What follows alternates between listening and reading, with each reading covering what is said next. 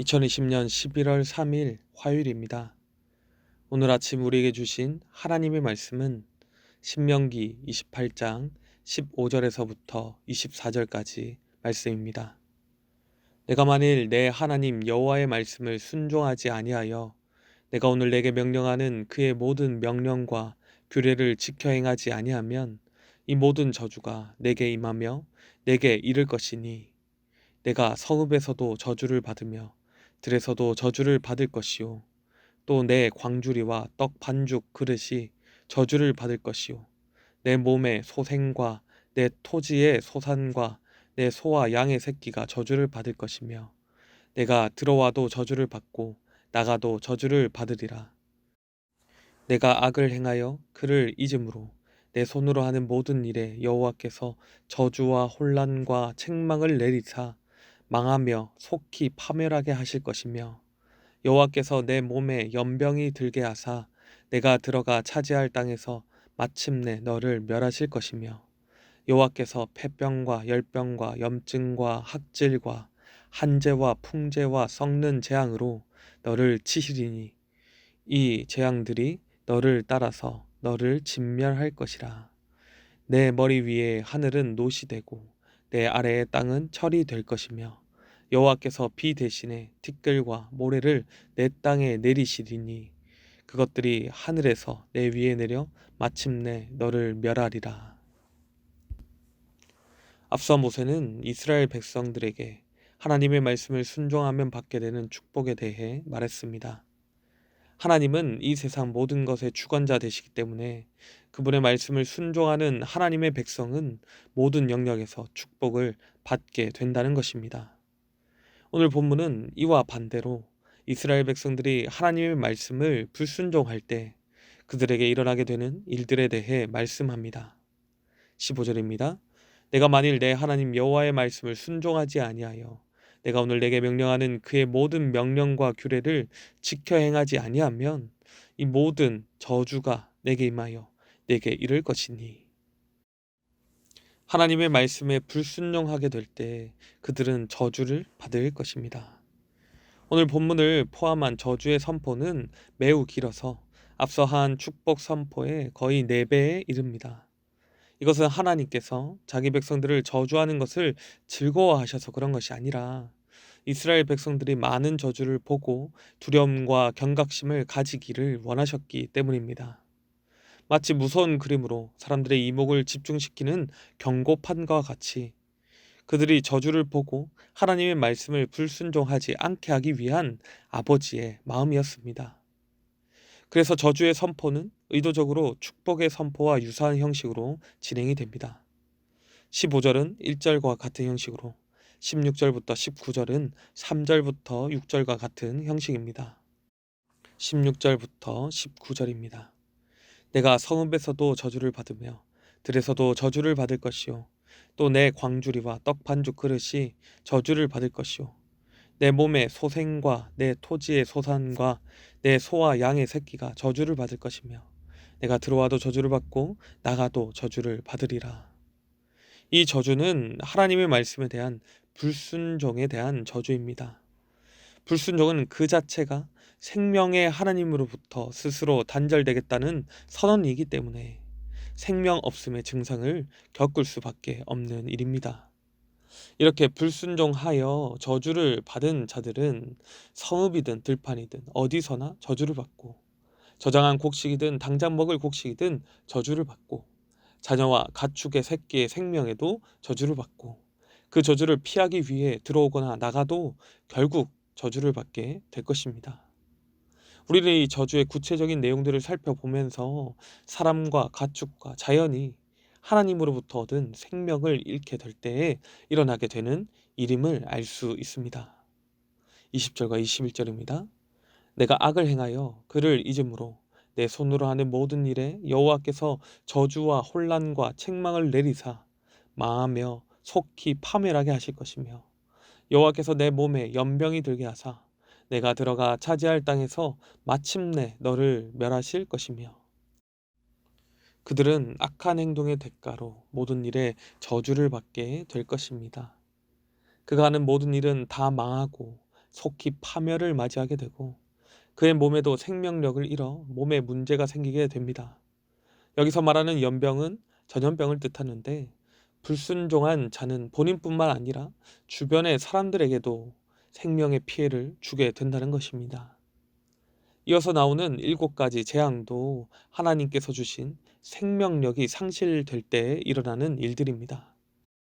22절에 나오는 4가지 병은 폐병, 열병, 염증, 학질인데 고열을 동반하는 사람의 생명을 빼앗는 질병입니다. 뒤에 나오는 3가지는 환경에 대한 것인데 한재, 풍재, 썩는 재앙으로 곡식의 생명을 빼앗는 환경을 말합니다. 이어서 23절과 24절은 비가 내리지 않는 가뭄에서 일어날 일들입니다. 하늘과 땅이 마치 놋과 철이 된 것처럼 수분이 없어 메말라버린 상태를 말하고 비가 내리지 않아 땅 위에는 모래바람과 티끌만이 날아다녀 사람이 도저히 살 수 없는 상태가 되어버린다는 것입니다. 하나님이 주신 젖과 꿀이 흐르는 생명의 땅이 그들의 불순종으로 인하여 저주를 받고 어떠한 생명도 살 수 없는 생명 잃은 죽음의 땅이 될 것이라는 것입니다. 오늘 살펴본 저주의 말씀들을 통해서 우리는 어떤 은혜를 나눌 수 있겠습니까? 첫째로 불순종의 결과는 나뿐만 아니라 주변까지도 힘들게 함을 기억하기를 원합니다. 하나님의 백성의 영향력은 결코 작지 않습니다. 아브라함에게 복의 근원이 될 것이라고 약속하신 하나님은 순종하는 하나님의 백성들에게 복을 주시고 그로 인하여 그를 둘러싼 모든 사람과 환경이 다 복을 받게 하십니다. 반대로 하나님의 말씀에 불순종한 백성들에게는 저주의 근원이 되게 하셔서 그뿐만 아니라 그를 둘러싼 사람과 환경이 모두 그로 인하여 저주를 받게 하십니다. 오늘 본문에서도 이러한 저주의 영향이 가족과 가축과 땅과 자연에게까지 미치게 된다는 것을 우리는 알 수 있습니다. 한 사람의 불순종의 결과가 이렇게나 크게 나타난다는 것입니다. 그러므로 우리는 하나님 앞에서 불순종하는 것이 얼마나 큰일인지 기억하고 하나님의 말씀을 순종함으로 저주의 근원이 아니라 복의 근원으로 살아가야 합니다. 사랑하는 우리 성도님들께서도 하나님의 말씀에 순종함으로 복을 받으셔서 가족과 이웃과 자연에게도 그 복을 넉넉히 흘려보내시기를 간절히 소원합니다.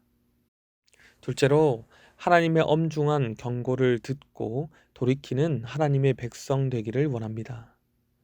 우리는 축복을 참 좋아합니다. 그래서 말씀에서 축복이 나올 때 그 구절들을 따로 기록해두고 암송도 하며 하나님께 축복받기를 원합니다. 그러나 오늘 본문처럼 저주의 내용을 보았을 때 우리는 쉽게 눈을 돌립니다. 저주의 내용이 무서워서 그렇기도 하겠지만 나에게는 해당되지 않을 일이라고 생각하기 때문입니다. 우리가 어떤 일을 하든지 하나님은 늘 우리에게 축복만을 주시기를 기대하는 것이죠. 그것이 우리의 솔직한 마음입니다. 하지만 하나님은 축복을 허락하시는 분이시며 동시에 저주도 허락하시는 분이십니다. 하나님께서 허락하신 저주는 하나님으로부터 나오는 생명력이 단절되어 있는 상태를 말합니다. 사람이 하나님의 명령을 불순종함으로 하나님으로부터 나오는 영원한 생명력을 스스로 끊어버렸기에 그 스스로 저주를 받게 되는 것이죠. 그러므로 우리는 저주의 말씀을 들을 때 적극적으로 그 말씀을 묵상하고 우리의 마음에 새겨야 합니다. 왜냐하면 이 말씀이 우리에게 하시는 경고를 우리가 듣게 되고 또 저주받을 일을 피하게 된다면 하나님의 축복받을 백성으로 우리가 살아갈 수 있기 때문입니다.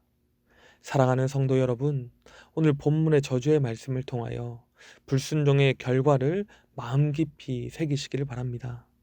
그리고 우리가 결코 하나님의 말씀 안에서 벗어나지 않기를 원합니다. 지금 우리의 삶 가운데 하나님께서 하시는 엄중한 경고를 들으시고 하루속히 돌이키셔서 저주 받는 자가 아니라 하나님의 축복 받는 자로 날마다 살아가시는 우리 모든 성도님들이 되시기를 간절히 소원합니다. 기도하겠습니다. 모든 생명의 근원이신 우리 아버지 하나님, 하나님 앞에 서기에 너무나 부족한 우리들을 사랑하여 주시고 하나님 축복을 허락하여 주셔서 감사합니다. 하나님의 명령을 따르며 하나님 안에 사는 것이 이 세상에 어떠한 것을 얻는 것보다 더한 축복임을 믿습니다. 오늘 말씀과 같이 저주의 말씀 또한 하나님의 훈육과 경고의 말씀으로 받아서 불순종의 길에 빠져 있다면 우리가 속히 돌이키고 다시금 하나님의 말씀에 온전히 순종함으로 하나님의 복받는 그런 자녀 되게 하여 주시옵소서. 성도와 교회가 우리의 정체성을 지키고 드러내며 살기가 정말 어려운 시대를 지내고 있습니다. 더욱 하나님 안에서 단련되어 정금과 같이 사용될 수 있게 하여 주시옵소서. 날마다 우리를 하나님의 복받는 그 자리로 인도하실 것을 믿사오며 우리 주 예수 그리스도의 이름으로 기도드리옵나이다. 아멘. 이 시간 개인적으로 기도하실 때 오늘 나눈 말씀을 붙들고 기도하시고 주간 기도 제목에 따라서 환우들과 섬김 사역을 위해서 기도하겠습니다. 지속적으로 고통당하는 환우들과 연약한 성도들을 위하여 항암 치료 중인 분들과 입원 중인 분들을 위하여 기도하시고 우리 교회가 기쁨으로 성도와 이웃을 섬기는 교회가 되도록 모든 섬김 사역을 통하여 세상의 소망이 되는 우리 교회가 되도록 기도하시고 코로나19 기도 제목을 따라서 기도하겠습니다.